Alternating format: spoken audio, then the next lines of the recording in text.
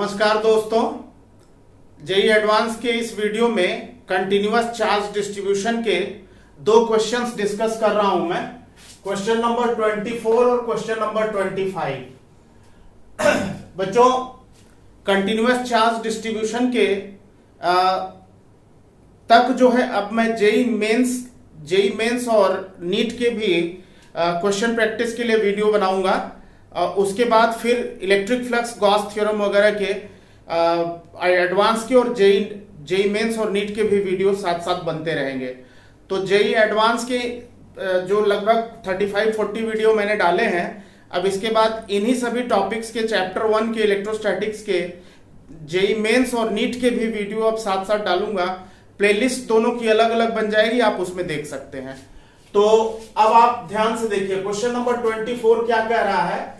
An infinite wire having linear charge density lambda is arranged as in figure. Electric field at center C is. ये एक infinite wire है, ये wire इस तरह से है, इनफाइनाइट वायर है, इनफाइनाइट लेंथ का वायर है और ये चार्ज्ड वायर है। इस पे चार्ज है, इसकी चार्ज डेंसिटी लैम्डा है, इस वायर की चार्ज डेंसिटी लैम्डा है। तो सेंटर सी पर, ये सेंटर सी है, सेंटर सी पर कितनी इलेक्ट्रिक फील्ड है इस वायर फ्रेम की वजह से, कितनी इलेक्ट्रिक फील्ड है इस वायर की वजह से, कितनी इलेक्ट्रिक फील्ड है। ये चार ऑप्शंस दिए हुए हैं आपके बोर्ड पे। तो अगर हम इसको फर्स्ट वायर माने, इसको सेकेंड वायर माने और इसको थर्ड वायर माने, तो फर्स्ट वायर एक सेमी इनफाइनाइट वायर होगा क्योंकि इस वायर की सेंड पे ये पॉइंट लाई कर रहा है और ये वायर जेड एक्सिस पर इंफिनिटी तक एक्सटेंडेड है। तो अब इस वायर की वजह से अगर हम देखें इस पॉइंट पर, तो इलेक्ट्रिक फील्ड E1 होगा। आपको फार्मूला लास्ट क्लास में बताया था मैंने, √2 k lambda electrostatic constant k lambda by r, r radius है।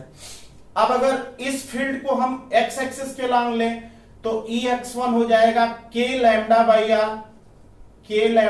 r, और y एक्सिस के लॉन्ग भी लें तो Ey1 हो जाएगा k लैम्डा बाई r।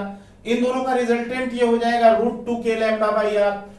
तो अब अगर हम E1 फील्ड को E1 वेक्टर लिखें तो Ex1 i कैप क्योंकि पॉजिटिव x एक्सिस है, Ey1 माइनस j कैप क्योंकि नेगेटिव y एक्सिस है, और ये दोनों, ये k लैम्डा बाई r जो है यहाँ पे सब्स्टिट्यूट कर दिया इसके और इसके लिए, तो k lambda by r i cap minus k lambda by r j cap, ये वैल्यू E1 वेक्टर की आ गई।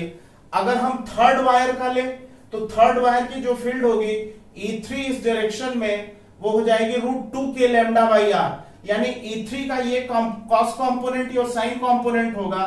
तो यहां पे हम E3 वेक्टर लिख सकते हैं Ex3 माइनस i कैप ये हो गया, plus Ey3 plus j cap, positive y axis plus j cap, तो minus k lambda by r i cap plus k lambda by r j cap. और अगर हम इस सेकेंड वायर की वजह से देखें फील्ड इस पॉइंट पे, तो वो डाउनवर्ड होगी E2। तो E2 वेक्टर जो होगा ये सेमी सर्कुलर वायर का होगा 2 lambda k by r minus j cap, negative y direction में। ये फार्मूला आपको मैं डिराइव करा चुका हूं। तो अब इस पॉइंट पर नेट फील्ड हो जाएगी, इस पूरे वायर की वजह से नेट फील्ड हो जाएगी E1 vector plus E2 vector plus E3 vector. तो सब्स्टिट्यूट कर दिया, ये वैल्यू यहां रख दी, E2 की जो ये वाली वैल्यू है वो वैल्यू हमने E2 की यहां पे रख दी। E2 की जगह पहले मैंने E3 रखा है, यहां पे E3 रख दिया है, फिर इसके बाद E2 रख दिया है। तो E3 की ये वैल्यू हमने सब्स्टिट्यूट कर दिया, फिर E2 वेक्टर की ये वाली वैल्यू सब्स्टिट्यूट कर दिया। सॉल्व करने पे जो है ये कैंसिल हो गया इसके साथ और ये कैंसिल हो गया इसके साथ, तो बचा जो वो minus 2 lambda k by r j cap बचा, और k इलेक्ट्रोस्टैटिक कांस्टेंट है 1/4 पाई एप्सिलॉन नॉट, तो ये हो जाएगा minus lambda 2 pi epsilon not r j cap. अब इसका मॉड्यूलस ले लिया तो इसी की पॉजिटिव वैल्यू आ जाएगी lambda by 2 pi epsilon not r। इस तरह से ऑप्शन 2 इसका जो है सही होगा। तो बच्चों इस तरह से भी हम कर सकते हैं, और वैसे अगर हम डायरेक्टली करना चाहें तो ये फील्ड E1 इस डायरेक्शन में √2 k लैम्डा बाई r है, ये field E3 √2 lambda k by r है, और ये दोनों जो है एक दूसरे को कैंसिल करेंगे तो केवल इसकी फील्ड इस डायरेक्शन में 2 लैम्डा के बाई आर होगी, 2 लैम्डा के बाई आर होगी, यानी lambda by 2 pi epsilon naught R होगा। तो इस तरह से ये सेकेंड आंसर है। अब अगर हम क्वेश्चन नंबर 25 देखें, क्वेश्चन नंबर 25 ये है कि ये एक्स वाई प्लेन, ये एक्स वाई प्लेन है और ये एक्स जेड प्लेन है, ये जेड एक्सिस है, ये एक्स एक्सिस है, ये वाई एक्सिस है। एक्स वाई प्लेन में ये सेमी सर्कुलर वायर है और एक्स जेड प्लेन में ये सेमी सर्कुलर वायर है। ये इनफाइनाइट वायर यहां से जेड एक्सिस के पैरेलल इस तरह से है और ये वायर फ्रेम है इस तरह का, फिर ये वायर ऐसे, ये पूरा इनफाइनाइट वायर है। इसके सेंटर पे कितनी इलेक्ट्रिक फील्ड है ये आपको बताना है। अगर हम फर्स्ट वायर का देखें तो E1 वेक्टर की वैल्यू जो होगी वो √2 k लैम्डा बाई आर इधर होगी, और अगर हम फोर्थ वायर का देखें तो E4 वेक्टर इसकी वैल्यू भी √2 k लैम्डा बाई आर होगी। ये दोनों एक दूसरे इक्वल अपोजिट हैं तो एक दूसरे को कैंसिल करेंगे। अब अगर हम E2 देखें, E2 यानी इस वाले का देखें तो इस वाले का ये हो जाएगा 2 लैम्डा के बाई आर और ये डाउनवर्ड फील्ड होगी। इसी तरह से E3 अगर देखें ये थर्ड वायर का, तो ये जो फील्ड होगी, चूंकि ये फील्ड, ये दोनों प्लेन आपस में 90 डिग्री पे है, इस तरह से है, तो ये वायर और ये वायर भी आपस में 90 डिग्री पे होंगे, तो ये दोनों फील्ड भी आपस में 90 डिग्री पे होंगी।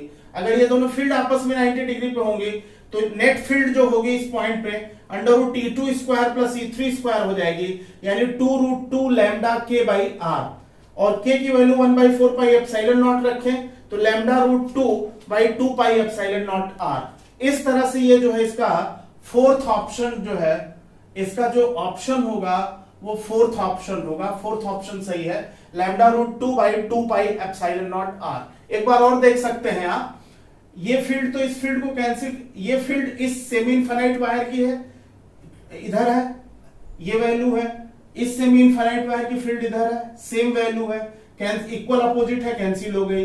ये जो सेमी सर्कुलर वायर है उसकी फील्ड ये है और ये जो सेमी सर्कुलर वायर है इसकी फील्ड भी सेम है, लेकिन चूंकि ये वायर और ये वायर, ये दोनों प्लेन आपस में, ये प्लेन और ये प्लेन आपस में 90 पे है, तो इन दोनों वायर, ये दोनों वायर इस तरह से हैं, ये दोनों वायर इस तरह से हैं, तो इनकी फील्ड भी आपस में 90 डिग्री पे होगी। तो रिजल्टेंट ले लेंगे तो इस तरह से ये आंसर आ जाएगा। तो इस तरह से जो है इसको आप देख लीजिए। थैंक यू बच्चों। अब मैं जेईई मेंस और नीट के भी क्वेश्चंस चैप्टर 1 के स्टार्ट कर रहा हूं, उसकी अलग प्लेलिस्ट बना दूंगा, उसको आप वहां से देख सकते हैं। Thank you.